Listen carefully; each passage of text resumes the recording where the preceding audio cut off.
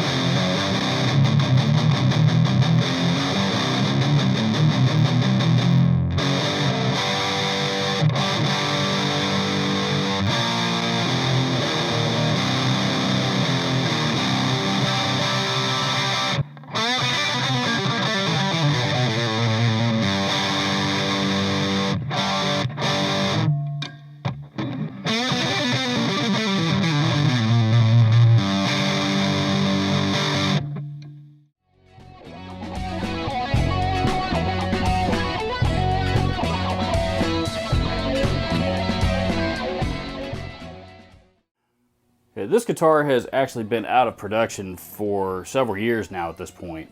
This model, I believe, is a 2007. A couple of brief specs about it. It is a neck-through construction as opposed to bolt-on or set neck. Mahogany body, maple neck, I believe, and rosewood fretboard. It has the Ibanez Edge 2 tremolo locking tremolo system on it, I believe, as well as the DiMarzio D-Activator pickups, which I just did a video on those pickups in and of themselves here about a week or so ago. One master volume, one master tone, 3-way toggle selector switch, and probably one of the most unique features on this guitar is the finish itself. The first run of these, they did 2 different colors, and this is the one that they called Chameleon Blue, which, depending on the angle that the light is hitting it, and from the angle that you're looking at it from, it will change back and forth between a really, really deep green and a really deep ocean blue type of color, and it also has a sparkle, metal flake type of sparkle paint job on it. Makes it really, really cool, really pop out on stage. The Xiphos body style itself is obviously a take on the Jackson Warrior body style, and the Jackson Warrior body style, by the way, if you weren't aware, is actually a take on the old BC Rich Stealth body style. So guitars with body shapes that look like this, the BC Rich Stealth was actually first, and then the Jackson Warrior came along, and that one's probably the most famous, and then we have the Xiphos, which is the most recent. One thing about the body style itself, because of the way that that back horn shapes up, it makes it actually very ergonomic and a good place to rest my arm when I'm sitting down and practicing. So believe it or not, it actually makes it a very practical guitar to just sit down and practice with at home or for studio work, that type of stuff. I absolutely adore this guitar, and I guess the two main reasons why I wanted to do a video on it is because a lot of people have seen this guitar hanging up behind me in my videos, and I get asked about it quite a bit. The other reason is because once upon a time, back in like the late 90s, early 2000s, Indonesia, which is where this guitar is manufactured, had a reputation for manufacturing some of the lowest quality guitars in the world. And that's still true in a lot of cases, depending on the factory. When Ibanez moved in, however, for some reason, the Ibanez guitars that are made in Indonesia are fantastic and extremely well built. This thing is as top-notch quality as anything else that I own and have ever played. I will put this guitar up against any Japanese-made Ibanez Prestige guitar out there. And the Prestige series, of course, are Ibanez's top of the line before you get up into the J-Craft custom shop stuff. But this guitar is manufactured every bit as well and every bit as nicely, with every bit as much precision as the Prestige guitars are.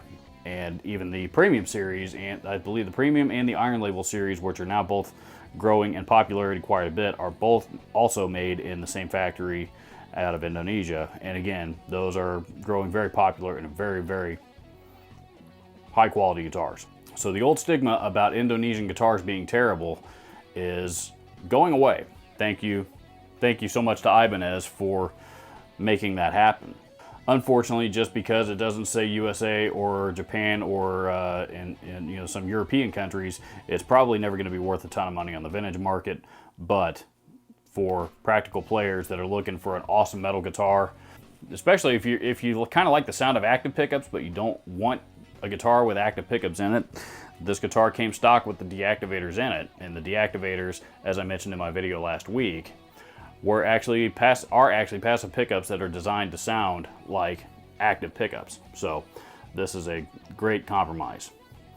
They made the Xiphos guitars in a couple of different configurations. You could get them with or without the tremolo system. You could get them in a 7-string version, and I believe they also had a couple of versions that had actually 27 frets on them, as opposed to the 24 that this one has.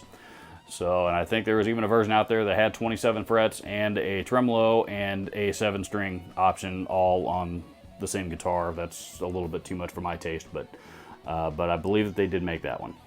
Some of the later runs of this guitar, the finishes were a little bit more standard, but I think a lot of the features were still the same. But they just, rather than the chameleon finishes, they came in more traditional colors like black and red and things of that nature. They are still available on the used market. I've seen them go anywhere from about the $400 to $800 range, depending on condition and originality and a few other things like that. If I find any available, I will make sure to post links to them down in the description below, should you be in the market for a cool metal guitar like the Ibanez Xiphos, and want to check them out.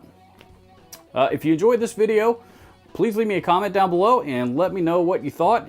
If you have any thoughts on the Ibanez Xiphos, particularly the XPT700, links for all of the gear used in this video will be posted down in the description. And also, if you enjoyed this video, please consider subscribing to my channel. I upload new videos every Wednesday and Saturday morning, and you can also hit the little bell icon to get alerts of when those new videos are uploaded every single week for your viewing pleasure. Thank you so much for watching. We'll see you in the next video.